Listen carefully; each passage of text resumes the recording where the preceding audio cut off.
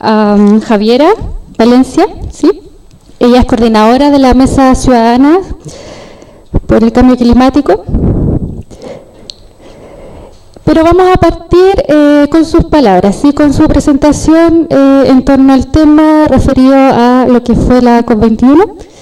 Entonces, se lo dejo. Bueno, buenas tardes a cada uno de ustedes. Yo sé que las explicaciones agravan la falta, pero Manuel me va a comprender un poco más, porque estábamos en el Congreso votando una ley de quórum que se ganan o se pierden por un voto. Y es la ley que permite que los movimientos emergentes, los movimientos ciudadanos, generen sus propias expresiones políticas. Y obviamente lo que nosotros ganamos por un voto, que fue reformar el binominal, al año o menos del año y lo están borrando con el codo. Esa es la verdad, las mismas dos grandes alianzas.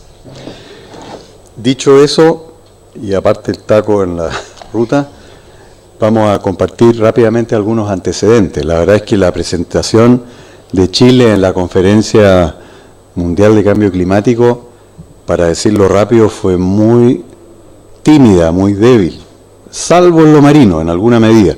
Vamos a entregarle los antecedentes, porque eso de comprometerse a reducir el 30% del crecimiento de los gases de efecto invernadero y además condicionado al crecimiento del Producto Interno Bruto dentro de determinado rango, es la nada misma. Y por otro lado, decir que se van a forestar 100.000 hectáreas sin tener un respaldo de una ley y a la luz de todas las áreas que están sufriendo erosión y desertificación en Chile, también es muy, muy pobre. Y en tercer lugar, bueno, lo que fue a lo marino, este encuentro de los grandes océanos, de nuestro océano, que se realizó en Chile, permitió adelantar un área protegida en torno a las islas desertores, San Félix y San Ambrosio, avanzar en Juan Fernández y también en Rapa Nui. Sin embargo, el borde costero todavía tiene muchísimo por hacer. Y en cuanto a energía, el compromiso es súper bajo. En cuanto a la cumbre, y nosotros la verdad es que, bueno, fuimos allá testigos, hay muchos actos paralelos. Con Manuel y Patricio Vallespín estuvimos en una cumbre parlamentaria de cambio climático simultánea. Muchos gobiernos en el mundo son más parlamentarios que solo ejecutivos separados y por lo tanto tienen una influencia bastante importante. Y ahí hubo dos situaciones, para decirlo en términos breves. Una, que fue la presentación del presidente de Islandia, que contó la experiencia de ellos, en el sentido de que antes, en los años 30, eran todo gas, carbón, petróleo importado, y tenían un enorme potencial geotérmico, al igual que nosotros, volcanes y termas. Y la ciudad de Reykjavik y otros empezaron a hacer un esfuerzo en este sentido, y hoy en día son 100% renovables, geotérmicos, y se dan el lujo de tener cultivos bajo invernadero, áreas de esparcimiento muy populares, termadas, en fin, le cambiaron la cara al país sin entrar en contaminación. Por lo menos así lo contó el presidente de Islandia y fue bastante elocuente y en una voz muy positiva dentro de esta cumbre en la cual todos teníamos algunas reservas. Y la segunda, que el presidente de este foro de cambio climático parlamentario, él insistió mucho siempre en que había que aprovechar, entre comillas, la energía de la Patagonia. Y esa cuestión, nosotros en una cena previa lo enfrentamos y le dijimos que no era la situación de Chile y menos estar promocionando eso internacionalmente. Él es de Nueva Zelanda, pero tiene una red en todos los países del mundo. Y la verdad es que cerrar haciéndole ver de que la Patagonia merece un mejor destino fue bastante bueno y oportuno, y muy a contrapelo de lo que ellos impulsaban. Dicho esto, vamos a compartir algunas imágenes. Si es tan amable, pasamos la primera. Esto, como es una universidad, perdonen lo didáctico de la presentación, pero es bueno ilustrarlo. O sea, si nosotros hacemos el ejercicio de superponer Chile en el hemisferio norte, es equivalente a un país que va desde el Polo Norte, pasa por Escandinavia, acá hay una finlandesa o finesa, por Europa y llega hasta la mitad de África. Es decir, es un país de una diversidad natural y cultural enorme. Sin embargo, somos un país muy centralizado y hacemos políticas como si esto fuese un país igual y estamos pagando los perjuicios por ello. La segunda imagen es un trabajo de la Agencia de Cooperación Alemana, GIZ, que ha sacado el potencial de las renovables Y aquí hay que tener cuidado porque internacionalmente piensan como renovable Itaipú, y la verdad es que no es lo que estamos propiciando. Entonces hay que tener una discriminación más fina, porque hoy en día muchos hablan de energías limpias, renovables, pero meten todo en un saco. Pero eso, evaluado desde Arica hasta Chiloé, es mucho más que 10 veces el potencial que estamos usando sumado en nuestro país de renovable. Y por lo tanto, si uno ve la distribución por regiones de la energía renovable, sea solar, viento o hidroeléctrica, estamos hablando de pasadas o pequeñas y medianas centrales, demuestra que en realidad los megaproyectos como las termoeléctricas, los hidroeléctricas en Patagonia no tienen sentido. O sea, alguien está haciendo un negocio a costa de los chilenos. Y eso queda muy en evidencia con esto. Pasamos a la siguiente, que es la figura que yo le señalaba. Nosotros tenemos una posición, digamos, muy valiosa a nivel internacional. Ocupamos un cuadrante completo del Océano Pacífico y eso nos da una proyección oceánica, polinésica, en fin, y están las áreas remarcadas con círculos en torno a estas áreas protegidas, las cuales desde luego constituyen también no solo biodiversidad, sino que también un sumidero muy importante para los gases de efecto invernadero.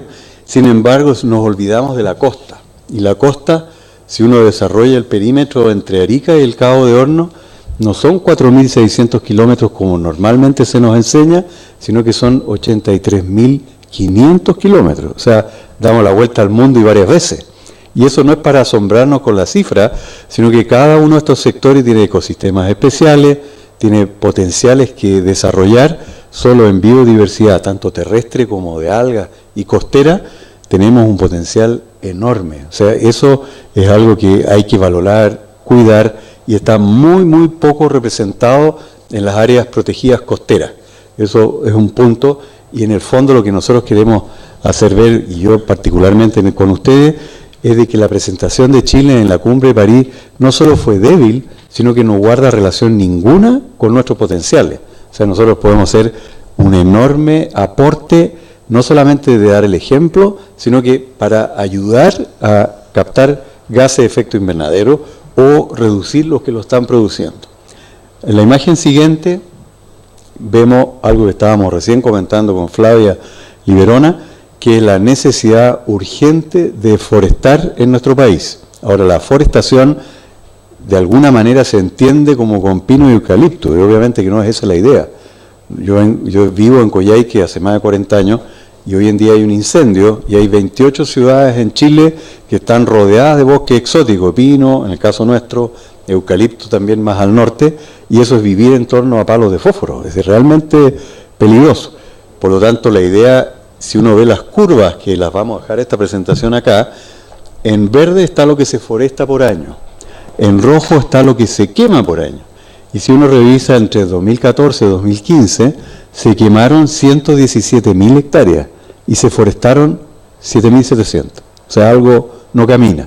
Y las forestadas normalmente son exóticas y las que se queman son nativas. O sea, es un escenario que no podemos permitir que siga ocurriendo. Y la idea es, más allá de un tema de con qué forestar, es desde luego el fondo de forestar y reconstituir ecosistemas nativos.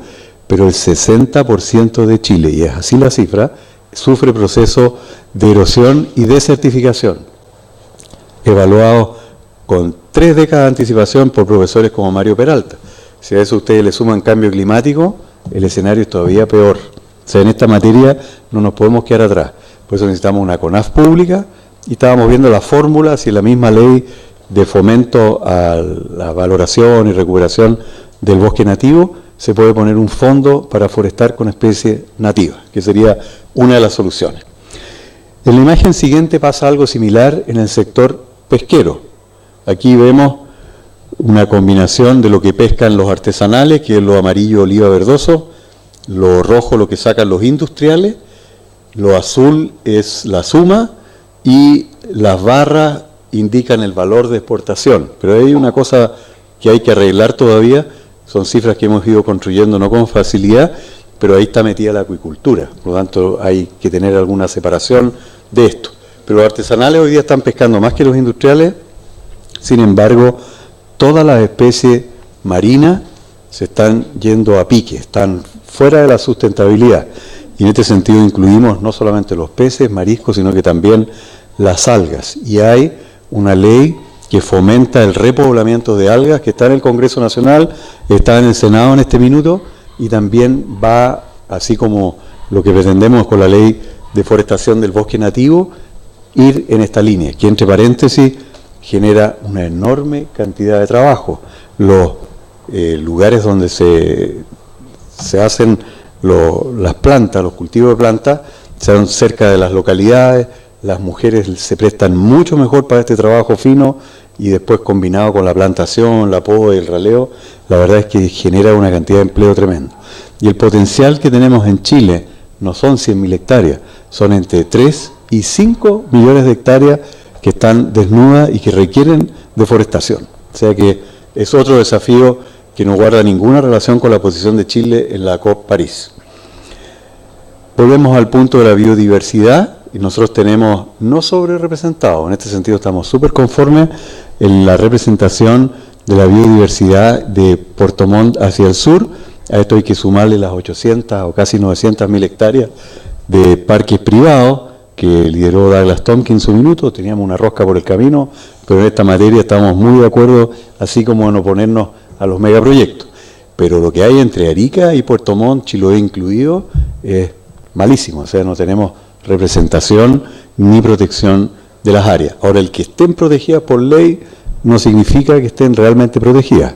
Tenemos parques gigantes entre Aysén y Magallanes, 5 millones de hectáreas, y tienen 3 guardaparques. O sea, algo no camina tampoco ahí.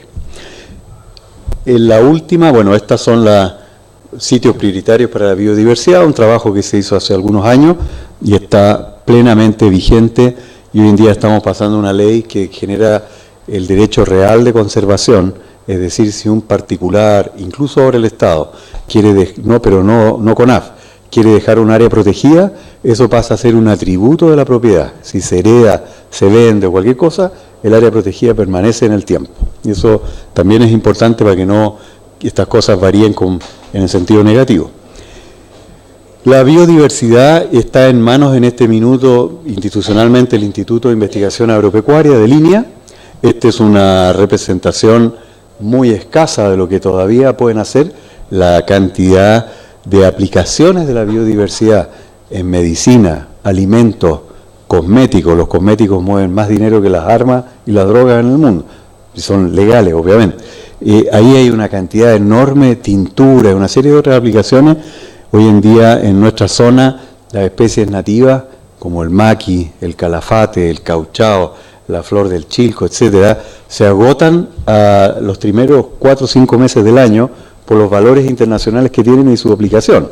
Y acabamos la semana pasada de presentar un proyecto en la región de Valparaíso, en la cual entre la Universidad Católica, la Universidad de Talca y las comunidades de Valparaíso van a captar aguas lluvias para replantar maqui. A nosotros todavía nos sobra, pero para acá se está como agotando. Y no solo es antioxidante, sino que tiene una serie de otras ventajas. Entonces volvemos al punto, bajo siempre la esfera de la cumbre, que en la medida en que nosotros vamos recuperando ecosistemas, no solamente captamos gases de efecto invernadero, sino que también generamos potenciales muy, muy importantes. Bueno, el gran problema grande que tenemos es una combinación entre centralismo y concentración económica, que se potencian entre ellas. Centralismo lo sufrimos todos, incluso Santiago, sus efectos. Esa es una imagen didáctica de hacer una superposición entre territorio y población, y la verdad es que nosotros tenemos un mega crecimiento acá en la región metropolitana, en perjuicio de los propios santiaguinos por su calidad de vida, y el resto de las regiones prácticamente van desapareciendo en la medida en que nos salimos. Y si a esto superponemos la concentración económica, tenemos el efecto en la imagen penúltima, creo ya, de antes de eso, de lo que se ha constituido y se denomina hoy en día zonas de sacrificio. En los años 60, la Corfo de partida su imagen en los años 40-50 era una chimenea con humo. La imagen de la municipalidad de Puchuncaví tenía un árbol frutal, un par de peces y una chimenea con humo. Eso era el símbolo del desarrollo en esas décadas. y le pedían un pequeño sacrificio para poner ahí una termoeléctrica, una refinería de metales, y ese pequeño sacrificio se transformó en un paisaje que hoy en día es invivible. Murió el turismo, la pesca artesanal, la agricultura y la salud de las personas. Ese es el modelito al cual nos lleva este sistema centralizado y concentrado, que a nuestro juicio tocó techo y fondo. Tenemos una publicación al respecto que demuestra esto, y la idea es salirse de ello, y para eso la fórmula es, como lo dice el título de esta reunión, es el empoderamiento ciudadano, el generar regiones autónomas, localidades que tengan posibilidades de definir sus destinos, y desde luego moverse por el lado de las energías renovables. Entre paréntesis, ese otro punto que planteamos y empujamos alternativamente a este compromiso del gobierno.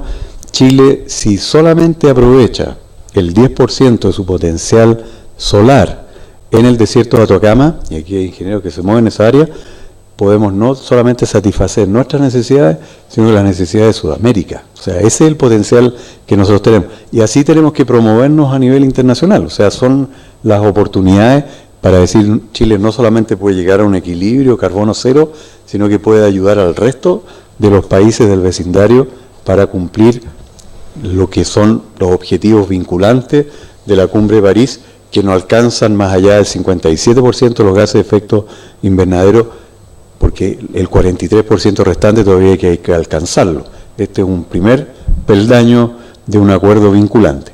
Y por lo tanto el resumen es que hay que tener una visión totalmente alternativa y muy alternativa a lo que el gobierno comprometió en la Cumbre de París. Eso es la presentación, y qué bueno que estén haciendo una universidad de verano con este tipo de temas, y veo que hay gente de las distintas regiones de Chile, lo cual además nos alegra mucho.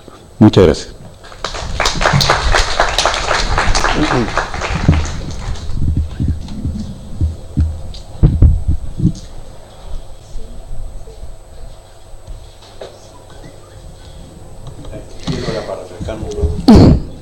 Muchas gracias, senador. Vamos a pasar inmediatamente a la presentación de Javiera Valencia. Ella es coordinadora de la Mesa Ciudadana sobre Cambio Climático, es geógrafa, y también está a cargo del programa de cambio climático de la Fundación Terram.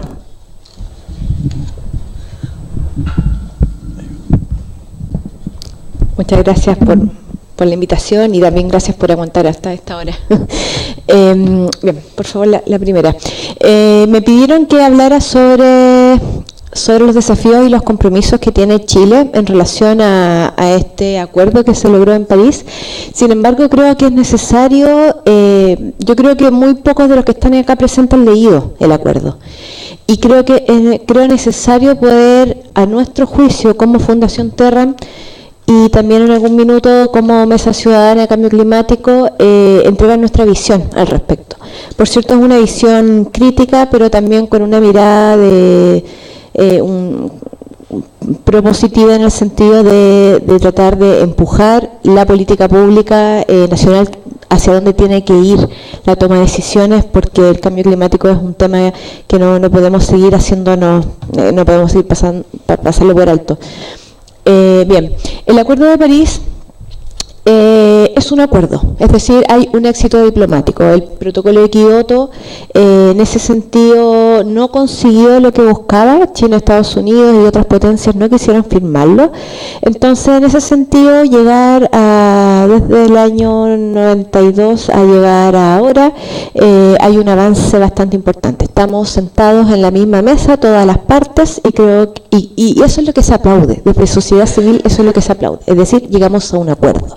Sin embargo, hay muchas cosas que lo hacen bastante cuestionable, no negativo, pero con pocas expectativas, porque de verdad la urgencia es muy alta. Como algo ya se mencionaba, es que mantiene el concepto de no aumentar los 2 grados Celsius a fin de siglo, menciona la meta de tender al 1,5, logra incorporar un financiamiento climático más concreto. Esto es algo que se había hablado ya en Cancún, pero aquí en Cancún, digamos el año 2010, aquí ya se concreta un poco más. Logra incorporar todo este proceso de las INDC, que son las contribuciones nacionalmente determinadas, que son los compromisos que todas las partes, toda hablo de partes y no de estados, porque hay, por ejemplo, la Unión Europea no es un estado, es una parte, y ellos también están en este compromiso, entonces, y también se comprometieron. Entonces, las INDC son estas apuestas que se entregó ante la Convención Marco de cómo nos íbamos a comprometer para tender a no aumentar los 2 grados Celsius. Y en ese sentido, las INDC quedan atadas al acuerdo. Sin embargo, no quedan de manera obligatoria. El acuerdo se sigue basando en la equidad y en el principio de responsabilidades comunes, pero diferenciadas. No todos los países contaminan lo mismo, no todos han contaminado lo mismo y no todos contaminarán lo mismo. A eso se refiere. Y por otro lado, algo bueno es que incorpora un lenguaje sobre derechos humanos en este documento. La siguiente, por favor. ¿Cuáles son las principales críticas? Es que se reiteran compromisos anteriores desde el protocolo de Kioto, de la Convención Marco a COP anteriores. No se fijan objetivos concretos ni definiciones, no hay metas concretas ni responsables. Ahí me equivoqué, puse no. Es un compromiso vinculante, pero las INDC, como dije, quedaron de manera voluntaria. Está lejano resolver los principales problemas, que de verdad es detener las emisiones y el calentamiento global. Hay condiciones político-económicas bastante complejas. Algo se mencionó: petróleo, guerra, el sistema económico, y eso también hace que este acuerdo sea difícil de llevar. No resuelve la eterna discusión de ese derecho a contaminar. Por ejemplo, los países ALBA, Estados Unidos, Venezuela, Bolivia, ellos reclaman su derecho a contaminar. O sea, tienen petróleo y tenemos ese espacio para poder seguir emitiendo emisiones. ¿Y por qué nos piden a nosotros parar nuestras emisiones cuando las grandes potencias ya han contaminado? Eso no lo resuelve, van 20 años de convención y este acuerdo no logra ese objetivo. Y por otro lado, tampoco nos dice quién se hace parte de qué parte. O sea, hay muchas palabras bonitas, pero no hay nada concreto. Respecto a los principales avances en mitigación que se logró en este acuerdo, está el artículo 2, que el artículo 2 habla del propósito de este documento. Y ahí se menciona del tema de la temperatura, de no aumentar los 2 grados Celsius, de reconocer los 1,5. Y ahora el problema está en que sociedad civil pedía que el documento que fijara, anclara los 1,5 y no los 2, porque hablar de 1,5 considerablemente iba a anclar y a definir los riesgos que tiene el cambio climático y los efectos. 2 grados da mucha más holgura. Y bueno, como lo dije ahí, el tema de la temperatura viene desde COPs anteriores y no está resuelto. En mitigación también se sigue mencionando que se aborda el acuerdo en torno a la equidad y el principio de las responsabilidades comunes pero diferenciadas, pero sigue la misma discusión de cómo se miden las exigencias para las partes. No se define. Por otro lado, llevamos 20 años de convención, seguimos sin resolverlo y tampoco nos hacemos cargo como de la eterna pregunta de repartir la distribución de las cargas de emisiones. ¿Quién tiene el derecho a contaminar más y cuánto? El acuerdo no lo resuelve, llevamos 20 años. Sobre las INDC, que son las contribuciones nacionales, un buen aspecto es que se tienen que presentar, esto queda vinculante, se tiene que presentar cada 5 años, pero no hay definición de lo que deben incluir.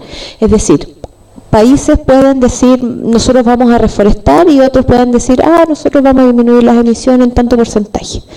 Pero nada obliga a nadie a nada. O sea, es absolutamente ambiguo. Lo que sí es que no pueden ser menos ambiciosos a lo anterior, es decir, en 5 años más, cuando todas las partes presenten sus nuevas INDC, no podemos disminuir la ambición que ya estaba presentado 5 años antes. No hay definición para un sistema de monitoreo ni tampoco de rendición de cuentas. Entonces, eso también cuestiona qué tanto fue el avance de París. Por otro lado, también se abre la posibilidad de los mercados de carbón, es decir, que los países puedan comercializar sus emisiones entre sí. Y eso es absolutamente complicado para países, por ejemplo, que son menos desarrollados, como África o América Latina, que puedan transar su derecho a contaminar en en bonos de carbono para potencias o países que quieran seguir contaminando. Insisto, no resuelve el problema de fondo. Respecto a mitigación, cuando hablamos de mitigación es de reducir las emisiones. Y en ese sentido, el acuerdo no se hace cargo del máximo posible de las emisiones. Solo dice que se lo antes posible el máximo de la emisión a nivel mundial, sin embargo no da la fecha, no dice cuándo. Ahí estamos hablando del artículo 4 del documento. Entonces obviamente los países van a seguir contaminando y tienen la posibilidad eternamente, porque no hay nada concreto, de seguir manteniendo su sistema de contaminación.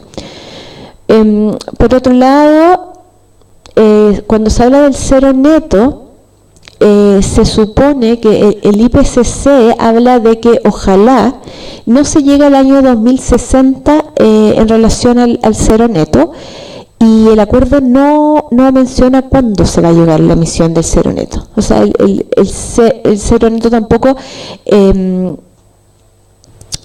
cuando hablamos de cero neto, también estamos hablando de que no se puede emitir más o se puede capturar el CO2. Y este acuerdo tampoco define cómo vamos a lograr el cero neto. ¿Vamos a dejar de contaminar o vamos a capturar? Es decir, vamos a plantar más bosques, vamos a generar repositorios de carbono.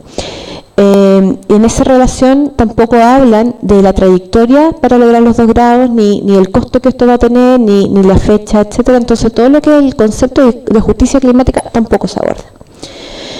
En adaptación, bueno, Paulina creo que ya dio una clase magistral en relación a adaptación, voy a pasar más rápido. Sin embargo, lo bueno de este acuerdo es que se habla de pérdidas y daños.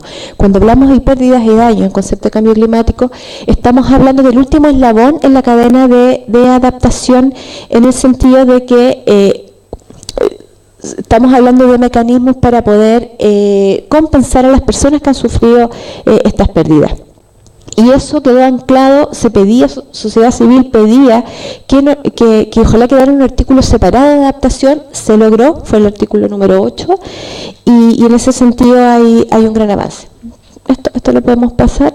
El tema de derechos humanos también fue un logro en París. Antes no estaba mencionado. En toda la trayectoria de las negociaciones se van haciendo muchos borradores. Llegamos más o menos hasta la última interseccional en Bonn en octubre, con un lenguaje de derechos humanos bastante amplio. Ahí se hablaba de igualdad de género, de equidad intergeneracional, salud, medio ambiente sano, seguridad alimentaria, migrantes, niños, mujeres discapacitados, grupos vulnerables, participación, acceso a la información. Todos esos conceptos estaban mencionados en el borrador. Llegamos a París y en todo el proceso de negociaciones eso se recortó. Lo peor es que organizaciones que seguían el tema de derechos humanos querían que esto no solo quedara en el preámbulo del acuerdo. Cuando hablamos del preámbulo del acuerdo es como cuando hablamos de una ley, del espíritu de la ley. Cuando lean una ley, lean el mensaje presidencial, porque ahí habla, o el mensaje de la moción, ahí habla del espíritu, que es lo que inspiró ese proyecto de ley. Los acuerdos también tienen eso que se llama preámbulo. Entonces, lo que se pedía es que no solo quedara en el preámbulo, sino que también en el artículo 2, que el artículo 2 es el propósito del acuerdo. Esto, como dije anteriormente, se recortó y solo quedó en el preámbulo todo este concepto de derechos humanos, haciéndose solo referencia a los derechos humanos, no se mencionan de manera específica. En términos de financiamiento también se lograron avances, como que los países desarrollados y los países en desarrollo pueden y tienen que asumir mayores compromisos. Se ancla el Fondo Verde Climático con estos 100.000 millones de dólares que ya se mencionó acá. Hay esfuerzos de las partes, que se hace una mención bastante interesante sobre que las partes tienen que esforzarse más por aportar este fondo verde, y también se hace referencia al sistema de transparencia, porque muchas veces se entrega dinero pero nadie entrega cuentas en qué se utiliza ese dinero, y ni quién entrega ni a dónde se entrega. Entonces ahí se avanzó bastante. Respecto al financiamiento de combustibles fósiles no se menciona, y eso es un tremendo tema para limitar las emisiones. ¿Qué pasa con Chile y cuáles son los compromisos que adquirió Chile? Cuando hablamos de INDC de contribuciones nacionales, estamos hablando de este documento que está en el Ministerio de Medio Ambiente. Ustedes lo pueden ir a pedir, si no lo pueden googlear, lo van a encontrar. Creo que son como 20 páginas, 20, 30 páginas debe ser más o menos. Sin embargo, estamos hablando de 20 puntos específicos. Y esos 20 puntos específicos abordan los compromisos que quedarían anclados bajo el documento. Ahora, para contextualizar, Chile es un emisor muy menor en relación a la contaminación que genera, es más o menos el 0,26% a nivel mundial. Sin embargo, es muy vulnerable. De las 9 características de vulnerabilidad que la Convención Marco establece en cambio climático, Chile tiene 7. Es decir, estamos bastante complicados. Ahora, ¿cuál es el punto? Es que las principales emisiones de nuestro país provienen del sector energía y transporte. Tenemos una matriz eléctrica bastante carbonizada y cuando hablamos de energía renovable también estamos hablando de hidroelectricidad y estamos hablando de megarepresas. Entonces, ojo, porque es un tema complicado abordar nuestras emisiones cuando la principal fuente proviene de ese sector. Por favor, la siguiente. Bueno, yo lo dije, Chile contribuye 0,26 a nivel mundial y el sector energía representa el 74,7% de nuestras emisiones. Y bueno, cuando hablamos de transporte, que equivale al 30,5%, ni hablar del sistema de transporte que tenemos. Es decir, hablamos un Transantiago, traemos micros nuevas, pero las micros viejas las llevamos a las regiones. Entonces tampoco estamos hablando de una buena política. Como lo dije, los compromisos de Chile fueron sometidos a consulta pública y están abordados en 5 puntos, no 4 como dijo el ministro. Y estos puntos son mitigación y adaptación, construcción y fortalecimiento de capacidades, desarrollo y transferencia de tecnología y financiamiento. La consulta pública no tuvo una contraargumentación, es decir, uno participó, pero nada se dijo si es que lo que tú opinabas iba a ser, era bueno, que te parecía, daba lugar o no. Cuando hablamos de adaptación, me equivoqué, cuando hablamos de mitigación, porque cuando hablamos de emisiones hablamos de mitigación, el compromiso de Chile fue disminuir en un 30% nuestra intensidad de emisiones el año 2030. Sin embargo, lo que se propuso en consulta pública era mucho más ambicioso. En ese sentido, la intensidad de emisiones se calcula en toneladas de CO2 por el PIB. Entonces, cuando hablamos del Producto Interno Bruto, también estamos hablando de cómo avanza la economía, y cuando avanza la economía también estamos hablando de ese crecimiento económico que está basado también en un sistema que es absolutamente contaminante y en nuestro caso absolutamente extractivista. Entonces, es bastante complejo partir desde esa base. Sin embargo, Chile lo que hace también en este documento es decir que vamos a condicionar nuestra emisión, es decir, si es que tenemos financiamiento internacional podemos disminuir un poquito más nuestras emisiones, lo cual nosotros encontramos que es un poco una sinvergüenzura creernos país OCDE y por otro lado estar pidiendo plata para dejar de contaminar, como una especie de... Sí. Hay un tema ahí de no ser coherente. Ahora, existe este proceso de implementación y seguimiento de las contribuciones nacionales y también se agregó que se va a trabajar con los contaminantes climáticos de vida corta. Estos contaminantes climáticos de vida corta, sobre todo el carbono negro, el hollín que nosotros vemos, dura mucho más en la atmósfera y, dura mucho menos y se puede trabajar también teniendo ciertas medidas de política pública para evitarlo. Me saltó una, ¿no? Creo. Sí, la siguiente, por favor. Bien. En mitigación, Chile se comprometió a implementar acciones concretas. Esto es un copiar y pegar.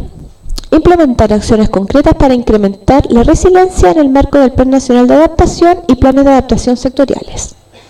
No dice mucho. Identificar fuentes de financiamiento para dichos planes.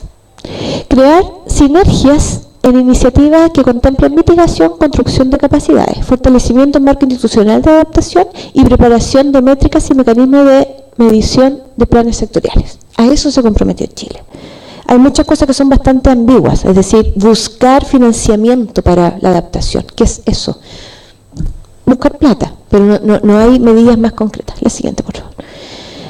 Al año 2021, Chile tiene como meta iniciar un segundo ciclo de los planes sectoriales de adaptación del cambio climático. Paulina ya lo mencionó, hoy día tenemos 3, se supone que faltan 6 más. Al año 2021 debiéramos empezar de nuevo con estos planes, contar con un plan de adaptación actualizado y desarrollar un ejercicio de evaluación nacional al año 2026 a través de indicadores de vulnerabilidad y metodologías para determinar el aumento de la capacidad adaptativa de las personas, las comunidades y los sistemas que serán impactados por el cambio climático al año 2026, cuando necesitamos acciones concretas hoy día, cuando esos estudios los necesitamos hoy día. O sea, nuestro compromiso fue comprometernos al año 2026. Por favor. Respecto a la construcción y fomento de capacidades, hay tres puntos. Elaborar modelos de proyección en Chile que se puedan compartir y difundir a nivel nacional e internacional con esfuerzos tanto individuales como en conjunto con otros países disponibles. Así vamos a crear fortalecimiento de capacidad, realizar seminarios de manera conjunta con aquellos países dispuestos a prestar apoyos, entrenamientos y capacitaciones a naciones que lo requieran en la preparación y comunicación de las contribuciones nacionales tentativas, inventario de emisiones de gases de efecto invernadero y comunicaciones nacionales. A eso nos comprometimos, a hacer seminarios. Realizar los informes bienales de actualización y acciones nacionales apropiadas de mitigación. Eso venía del anterior. Y el tercer punto es elaborar instrumentos de fomento para investigar y desarrollar capacidades a nivel nacional y subnacional, fortaleciendo la capacidad de respuesta de las comunidades y gobiernos locales, de manera de robustecer la capacidad adaptativa nacional a través del desarrollo institucional y fortalecimiento de capacidades de aquellos grupos y sectores del país que son más vulnerables a los impactos climáticos. Este es el texto que presentamos ante la ONU. O sea, no hay nada muy concreto. Bueno, en relación a desarrollo y transferencia de tecnología, hacer un análisis de la línea de base sobre el gasto de inversiones en tecnología. Estamos hablando que en el 2018 se quieren tener estas metas. El análisis tiene que estar en el 2018. El mapeo de las necesidades y establecimientos de las prioridades tecnológicas para el cambio climático, también tiene que estar este mapeo del 2018. Identificar los elementos sinérgicos para ser aprobados en la implementación tecnológica para la adaptación y mitigación del cambio climático. O sea, lo que quiero decir es que nuestros compromisos son todos compromisos para comprometernos para adelante. O sea, no hay nada concreto cuando yo creo que Paulina lo ilustró demasiado bien, qué es lo que dice la ciencia de lo que de verdad necesitamos hoy. Y en cierto sentido, nosotros como país, si bien nos damos de país OSD, si bien pedimos financiamiento por un lado, necesitamos acciones concretas ya, porque hoy día los efectos del cambio climático lo estamos viendo de manera concreta. O sea, hay más de 100 comunas, creo, que están tomando agua de camiones aljibe. Hay un patrón evidente en la redistribución del agua que hoy día nos está afectando a todos. Entonces, cuando nos comprometemos ante la ONU, con análisis, con seminarios y con cosas además que van al año 2018, al 2020, estamos hablando de que de verdad nos falta un poco seriedad. Entonces, cuando el ministro decía, aquí hay cosas que nos consideraron, ¿cuál fue la palabra que ocupó? Que fue una... No fue conservador, sino moderado, fue una contribución posible, algo así dijo.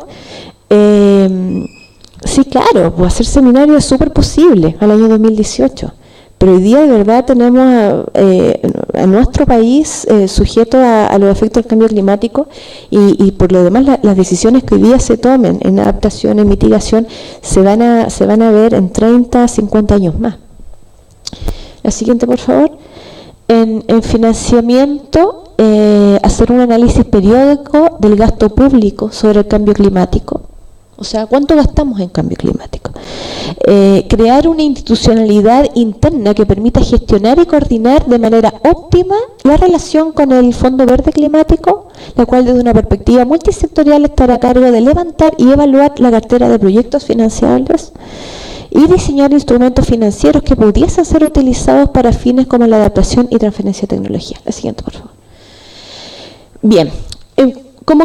Esos son nuestros compromisos. Entonces, aquí viene como un poco para que a ustedes les quede como para la reflexión. ¿Cuáles son las principales críticas?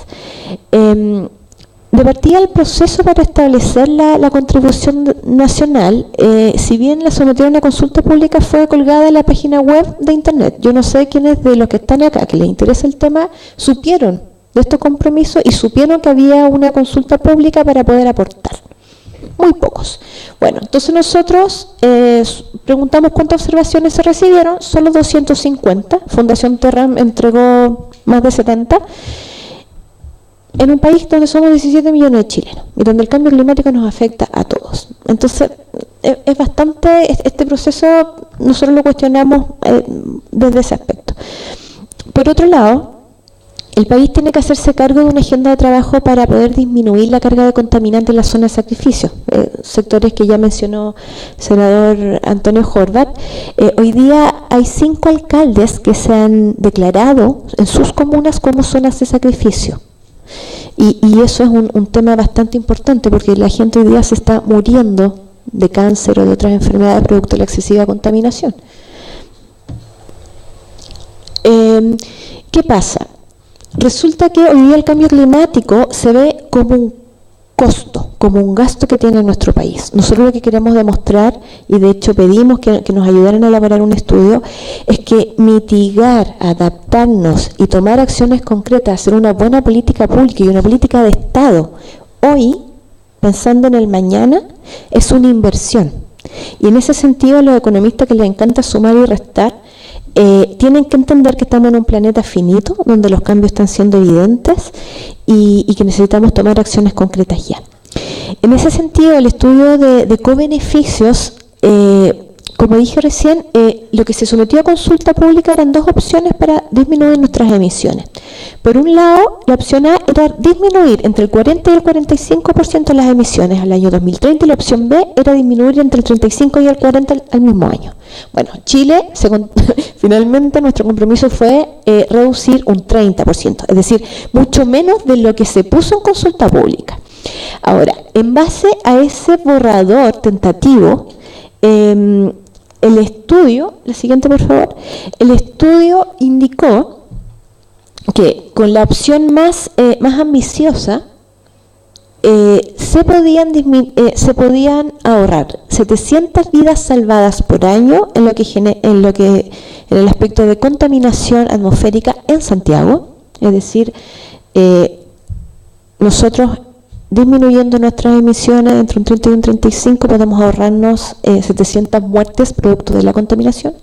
Se pueden generar 7.000 empleos, o sea, porque todo esto está basado en pensar que al año 2050 podemos tener una matriz eléctrica renovable, que incluye la hidroelectricidad y de hecho ni siquiera menciona, o sea, incluye entre comillas las grandes represas.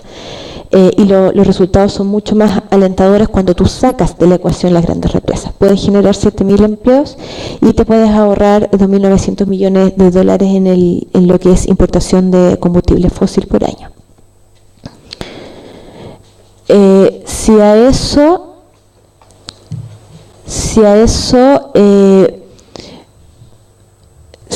tú sumas una matriz, si eso sumas la opción más ambiciosa y eliminas Hidroaicén, que estaba dentro de los estudios cuando se hizo la INDC, en relación a salvar vidas, uno podía ahorrar hasta 1.500 vidas al año, generar 11.000 empleos, porque no estamos hablando de mega represas, y ahorrar 5.300 millones de dólares por año en importación de combustible fósil. La siguiente, por favor. ¿Qué pasa? Hoy día nuestro país, cuando hablamos del gasto público ambiental y cuando nos referimos a temas ambientales, estamos hablando de que de verdad no hay un aporte concreto, y eso está demostrado en cuánto se gasta en habitantes por año en relación a temas ambientales. Se hizo un estudio, lo hizo la CEPAL con el Ministerio de Medio Ambiente, y en ese sentido el gasto público de Chile equivale al 0,1% del PIB. Es decir, nuestro Estado no gasta nada en temas ambientales para nosotros, considerando el gasto de 30 servicios públicos, no solo del Ministerio de Medio Ambiente, sino que servicios públicos que tienen relación con temas ambientales. ¿La siguiente? En ese sentido, si nosotros hicimos fue que el gasto público que está el año 2012 lo dividimos en los 16 millones de habitantes, nos da que el gasto público por persona ambiental es de 8.900 pesos al año. Eso gasta el Estado en nosotros. Y si solo hacemos proporcionalmente el gasto relacionado a cambio climático y calidad del aire, gastan 373,8 pesos al año por cada uno de nosotros. Eso es lo que gasta nuestro Estado. ¿Qué pasa? Dicho todo lo anterior, y para concluir, creo que la necesidad de urgencia sobre el cambio climático es un tema demasiado evidente, y en ese sentido los compromisos tienen que ser mucho más ambiciosos. Nosotros consideramos, senador Laviso, que como sociedad civil, estos 5 años que quedan hasta el año 2020, vamos a iniciar una apuesta fuerte a que como Estado podamos tener metas más ambiciosas en relación al cambio climático. Porque así como nuestro país y sus contribuciones son débiles, hay otros países que también sus contribuciones son débiles, que están bastante, dejan bastante que desear cuando de verdad necesitamos. Bueno, Manuel lo decía muy bien, incluso no tenemos por qué pensar en aumentar la temperatura en 2 grados. O sea, deberíamos seguir con la temperatura normal. Pero ya en ese escenario en que no se quiere dejar de contaminar, etcétera, etcétera, y nos ponemos este tope de los 2 grados, estamos muy por sobre lo que se necesita. O sea, necesitamos mucho más. No lo digo yo, lo dice el acuerdo, así como estamos sobrepasando los 3 grados Celsius. Y eso es bastante complicado. Chile, en ese sentido, en la redistribución del agua, la disponibilidad de agua es un tema tremendo. ¿Qué pasa con las costas, con la erosión, el aumento del nivel del mar? Nuestro país tiene un levantamiento constante debido a la sismicidad propia, pero hay sectores como Valdivia, Concepción, en que el aumento de la temperatura va a aumentar el nivel del mar y ciudades costeras podrían estar afectadas. Bueno, Caribe y Tuvalu, por ejemplo, está desapareciendo. Hay países que están desapareciendo, se genera todo un tema con las migraciones. ¿Qué pasa con nuestros glaciares que nos entregan agua, nos proveen de agua cuando no llueve? Entonces, los compromisos de Chile tienen que ser bastante más ambiciosos. En ese sentido, consideramos que este documento tiene que ser el punto de partida, no la meta.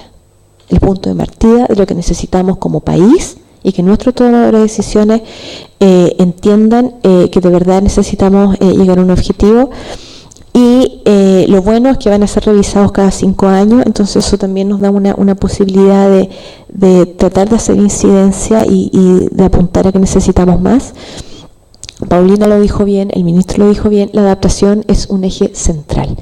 Cuando hablamos de adaptación estamos hablando cómo nosotros podemos prepararnos para los efectos del cambio climático. El IPCC lo dice, el CR2, el Centro de Calentamiento, el Centro de Cambio Global de la Universidad Católica. Hay varios centros que están haciendo estudios y más o menos ya está claro cómo nos afectaría a Chile. Necesitamos mitigar, pero también adaptarnos, porque eso nos va a ayudar a responder de una manera más concreta.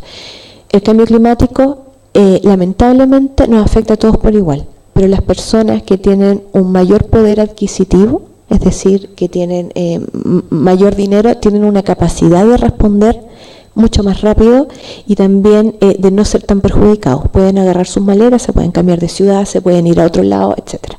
Las sociedades más vulnerables, los grupos más vulnerables no pueden hacer eso. Y ahí vamos a entrar con otros problemas también de Estado. Entonces, más vale poder prevenir que curar. En ese sentido está toda la agenda de trabajo del año, entre el año 2015 y 2020 para poder seguir mezclando también este tema con los objetivos del desarrollo milenio, que el ministro muy bien lo mencionó. Y por otro lado, consideramos que una ley de glaciares es necesaria, porque pone el tema en discusión, lo mismo una ley de cambio climático, pero necesitamos ya, no lo necesitamos el año 2030, lo necesitamos ahora. Si la ley de glaciares va a salir el año 2030, lamentablemente van a estar todas las glaciares derretidas, así como estamos. Necesitamos avanzar en el máximo de energías renovables no convencionales en el año 2020, necesitamos apuntar a que el año 2050 tengamos nuestra matriz eléctrica 100% renovable, es decir, descarbonizar. Y